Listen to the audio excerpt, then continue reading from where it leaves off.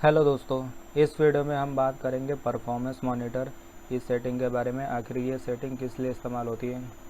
अगर दोस्तों आपने मेरी पिछली वीडियो देखा होगा तो आपको पता होगा कि मैंने कंपोनेंट सर्विसेज से लेकर ODB डाटा सोर्स यहाँ तक की सेटिंग के बारे में बात कर लिया था। अब मैं परफॉर्मेंस मॉनिटर के बारे में बात करूँगा कि इस सेटिंग का इस्तेमाल हम किस लिए करते हैं और ये यूज़ कैसे होता है। सबसे पहले दोस्तों मैं आपको ये बता देना चाहता हूँ, अगर आप इस वीडियो पर डायरेक्ट ही आएँ सिर्फ इस सेटिंग को देखने के लिए, तो पहले मैं आपको बता दूंगा कि आप इस सेटिंग तक पहुंचेंगे कैसे। तो चलिए दोस्तों इस वीडियो को देखते हैं कि हम यहाँ पे पहुंचेंगे कैसे। सबसे पहले हम इसको काट देते हैं जो ये खुला हुआ है। दोस्तों परफॉर्मेंस में सेटिंग तक पहुँचने के लिए सबसे पहले आपको ये सर्चिंग का ऑप्शन होगा नीचे, यहाँ पर आ जाना है और यहाँ पर लिखना है कंट्रोल पैनल। ये देखिए दोस्तों कंट्रोल पैनल आ चुका है, इसके ऊपर आप क्लिक कर दीजिए। क्लिक करने के बाद दोस्तों ये जो व्यू बाय में है यहाँ पे आपका कुछ भी हो सकता है, लेकिन आप इसको स्मॉल आइकन पे कर दीजिए क्योंकि स्मॉल आइकन में कंट्रोल पैनल की सभी सेटिंग दिख जाती है। तो हम यहाँ पर दोस्तों एडमिनिस्ट्रेटिव टूल इसी के ऊपर चलेंगे। मैं इसी एडमिनिस्ट्रेटिव टूल की जितनी भी सेटिंग होती है उसके बारे में बात करने वाला था। मैंने कंपोनेंट सर्विसेज से लेकर ODB डाटा सोर्स यहाँ तक सेटिंग की बात कर ली थी। अब मैं परफॉर्मेंस मॉनिटर के बारे में बात करूँगा। तो दोस्तों ये जो परफॉर्मेंस मॉनिटर है इसका इस्तेमाल हम कंप्यूटर के जो प्रॉपर्टीज़ होती है उसको चेक करने के लिए करते हैं। जैसे दोस्तों अगर हमें किसी इंसान की काबिलियत को देखना है कि वो इंसान क्या क्या कर सकता है, अगर दोस्तों हमको देखना है किसी इंसान को वो पढ़ने लिखने में अच्छा है, तो हम क्या करते हैं उसकी मार्कशीट चेक करते हैं। उसके मार्कशीट में अगर अच्छे नंबर आए होंगे तो जाहिर सी बात है वो अच्छा पढ़ने में है। अगर दोस्तों हमें किसी इंसान को बारे में ये देखना है कि उसकी फ़िज़िकल एक्सरसाइज कैसे, मतलब फ़िज़िकली कैसा अच्छा है, तो दोस्तों उसको हम रनिंग करवा के या कोई भी फ़िज़िकल एक्सरसाइज या कोई भी ऐसे काम देखकर उसके फ़िज़िकल एक्सरसाइज को हम चेक कर सकते हैं। यानी दोस्तों जिस तरह हम इंसान की अलग अलग प्रॉपर्टीज़ चेक करने के लिए अलग अलग तरीके का अपनाते हैं, उसी तरह दोस्तों अगर हमें कंप्यूटर के बारे में जानना है कि कंप्यूटर हमारा कैसा है, उसकी रैम कैसी है, उसकी हार्ड डिस्क कैसी है, उसका CPU कैसा है, यानी दोस्तों उसके जितने भी इंटरनल पार्ट्स होते हैं अगर हमको वो चेक करना है कि वो कैसे हैं और वो काम कैसे करते हैं, तो दोस्तों परफॉर्मेंस मॉनिटर उसी लिए काम होता है। इसका दोस्तों नाम ही है परफॉर्मेंस मॉनिटर, यानी कि कंप्यूटर के परफॉर्मेंस को चेक करना, और मॉनिटर यानी उनके देखना कि उनकी परफॉर्मेंस कैसी है। परफॉर्मेंस मतलब उसको चेक करना और उसको देखना। तो चलिए दोस्तों इस सेटिंग के अंदर चलते हैं और इसके अंदर की सेटिंग के बारे में बात करते हैं। इसके अंदर आने के बाद आपको दोस्तों यहाँ पे ऊपर परफॉर्मेंस दिखेगा और परफॉर्मेंस के अंदर ये 3 फोल्डर दिखेंगे। तो चलिए सबके बारे में एक एक करके बात कर लेते हैं। सबसे पहले परफॉर्मेंस में बात करते हैं। परफॉर्मेंस में आपका क्लिक होगा ही, इसके ऊपर क्लिक करने के बाद आपको दोस्तों ये एक पेज दिखेगा। अभी दोस्तों इस पेज से आपको कुछ ज़्यादा नहीं पता चल रहा है, बस यहाँ पे आपको प्रोसेसर से संबंधित कुछ इन्फॉर्मेशन दी हुई है और यहाँ डिस्क से और इंटरनेट से संबंधित कुछ जानकारी दी है, लेकिन अभी आपको ये नहीं समझ में आ रही होंगी। तो दोस्तों इन सब को समझने के लिए आप यहाँ पे ओपन रिसोर्स मॉनिटर, ये जो ब्लू कलर का दिख रहा है, आप इसके ऊपर क्लिक कर दीजिए।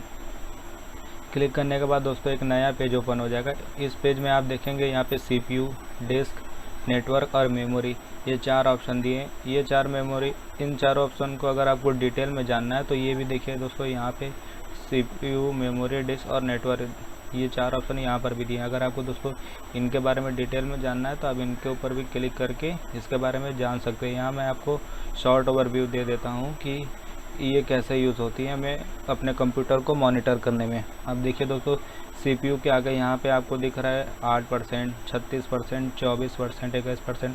दोस्तों ये जो वैल्यूज़ है ये चेंज होती जा रही है। अब दोस्तों इसका मतलब क्या होता है, देखिए दोस्तों यहाँ पे अभी दिख रहा है 24% ऑफ यूजेस, यानी कि दोस्तों मेरा जो CPU हो रहा है वो अभी यहाँ पे 24% यूज़ हुआ है। यानी कि दोस्तों जितना मेरा ज़्यादा CPU यूज़ होगा हमारा सिस्टम उतना ही स्लो काम करेगा। अब दोस्तों CPU यूज़ बढ़ता कैसे है, दोस्तों अगर आप बैकग्राउंड में ज़्यादा अपने ऐप्स खोल के रखे होंगे या ज़्यादा प्रोग्राम अपने बैकग्राउंड में चलाएंगे तो CPU ज़्यादा यूज़ होता है।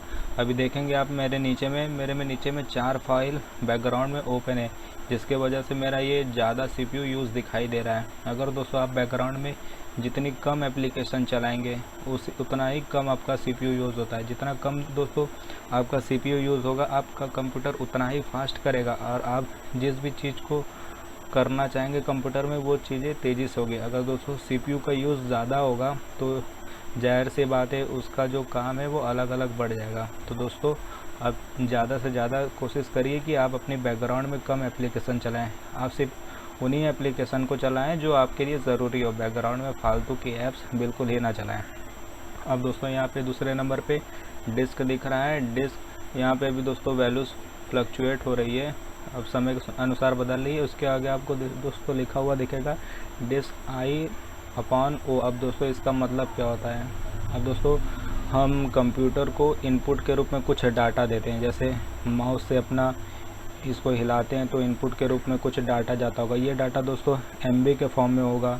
दोस्तों हम कीबोर्ड के माध्यम से भी कंप्यूटर को इंस्ट्रक्शन देते हैं, तो ये भी डाटा दोस्तों हमारा कुछ ना कुछ MB के फॉर्म में होगा। दोस्तों कंप्यूटर को जितना भी हम इनपुट डाटा देते हैं MB के फॉर्म में, उसके बाद वो उस इनपुट के डाटा को प्रोसेसिंग करके हमको उसका आउटपुट देता है। तो दोस्तों आउटपुट जो भी डाटा आएगा वो भी कुछ MB के फॉर्म में होगा। तो दोस्तों इनपुट और आउटपुट डाटा का जो ये रेशियो होता है यही हमारा ये डिस्क में शो करता है। अभी दोस्तों जैसे यहाँ पे आपको दिखा रहा है 488 KB, यानी कि दोस्तों मेरा अभी उस सेकंड पे मेरा 488 का इनपुट और आउटपुट डाटा प्रोसेसिंग हुआ। तो दोस्तों इसका मतलब यही होता है।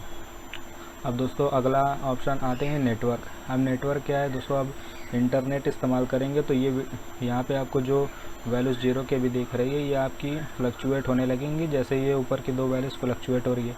अभी दोस्तों मैंने अपने कंप्यूटर को इंटरनेट से नहीं जोड़ा है, इसीलिए यहाँ पे 0 दिखा रहा है। अगर मैं यहाँ पर इंटरनेट इस्तेमाल करूँगा तो ये भी वैल्यूज़ फ्लक्चुएट होने लगेंगी। आप देख रहे हैं मेरा यहाँ पे इंटरनेट बंद है, इसीलिए यहाँ पे नहीं दिख रहा है। और दोस्तों जो भी आप इंटरनेट आपका वैलिड यूज़ होगा वो यहाँ पे परसेंटेज के रूप में दिखाई देगा, क्योंकि दोस्तों हमारा इंटरनेट का कुछ भाग वेस्ट हो जाता है, लेकिन जो भाग दोस्तों हमारा यूज़ में आता है वो यहाँ पे दिख जाता है कि कितना हमारा परसेंट इंटरनेट यूज़ में आया है। अब दोस्तों अगला है मेमोरी। यहाँ पे मेमोरी में मेरा यहाँ पे आप देख रहे हैं कि 41% मेमोरी मेरी यूज़ हो चुकी है, यानी कि मेरे अंदर जो हार्ड डिस्क लगी है उसमें 48% हमारा डाटा भरा हुआ है पहले से, यानी लगभग दोस्तों मेरा आधी हार्ड डिस्क लगभग फुल हो चुकी है। तो दोस्तों इन सब चीज़ें से हमें ये पता चल जाता है कि हम कंप्यूटर को कैसे मॉनिटरिंग कर सकते हैं।